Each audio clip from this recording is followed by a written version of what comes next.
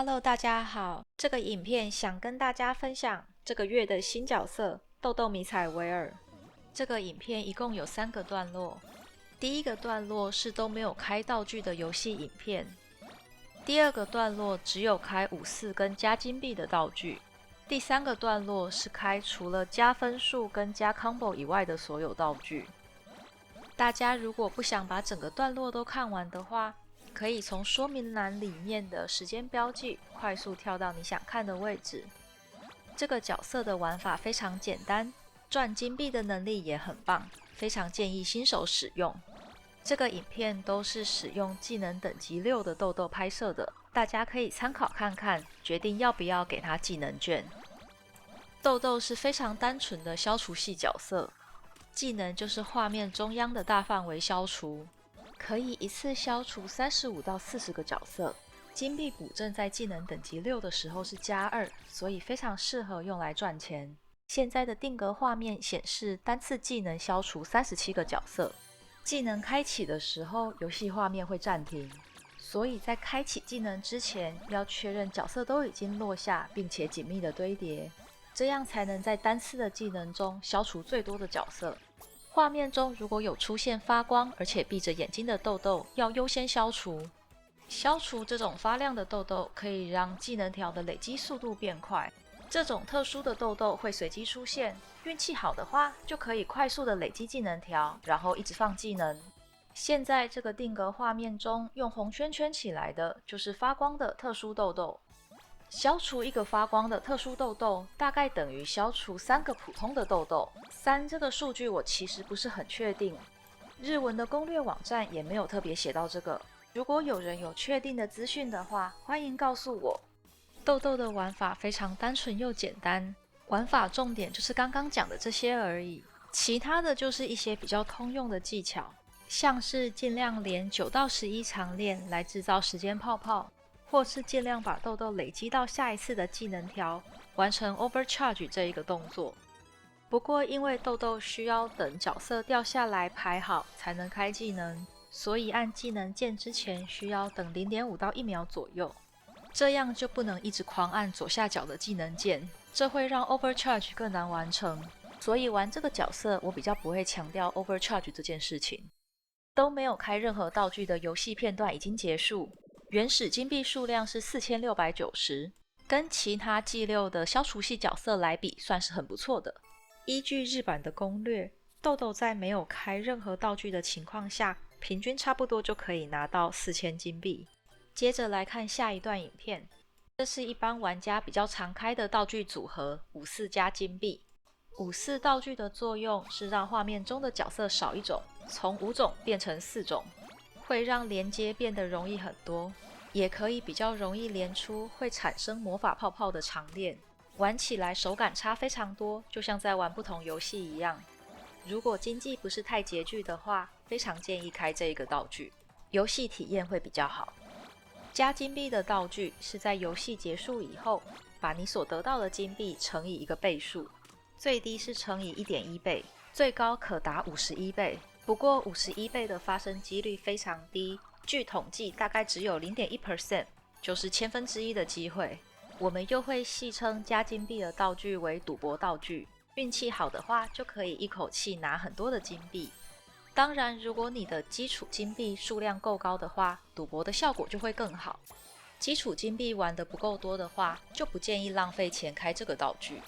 之前我们也有群友做过数据的分析，探讨什么时候应该要开这2个道具。大家如果有兴趣的话，可以在 YouTube 上面搜寻台大辍学打游戏，从他的迪士尼播放清单里面就可以找到这个说明的影片。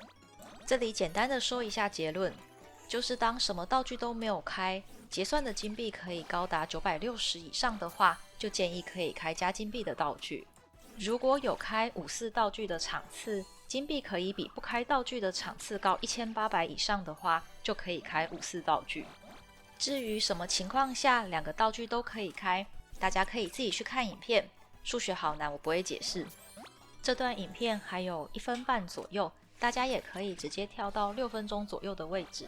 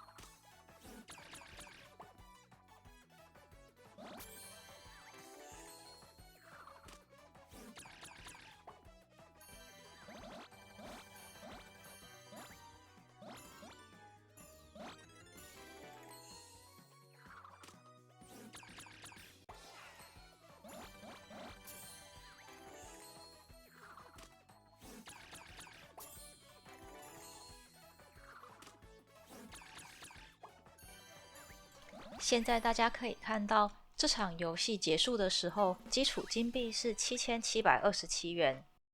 比原本没有开道具的游戏多赚了3000块左右。接着我们来看最后一段影片。这场游戏我开了所有对增加金币有用的道具，除了54和金币以外，还有增加时间和增加魔法泡泡。增加经验的道具只是因为我希望可以升级快一点，大家可以不用管它。那我们来看一下为什么增加时间和增加泡泡的道具会有帮助。增加时间的道具可以在游戏一开始的时候就增加5秒，所以左上角的计时器会变成65秒。5秒听起来好像很少，但如果搭配上 Fever 时间，还有游戏中出现的时间泡泡，就可以把时间的优势扩大，多放几次技能。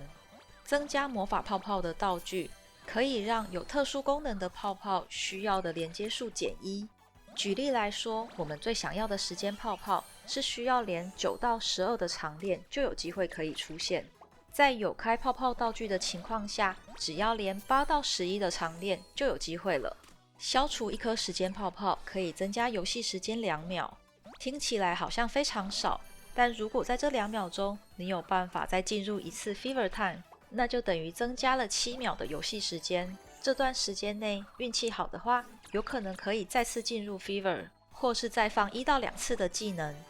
也有机会再制造出更多的时间泡泡。所以如果想要一口气拿到更多的金币，或者是准备要冲高分数打破纪录的话，都还是建议要使用这些道具。豆豆在有开这些道具的情况下，单场的金币是可以破万的。以目前日版攻略的金币排行来说，扣除国际版没有的角色之后，豆豆的排行是第11名。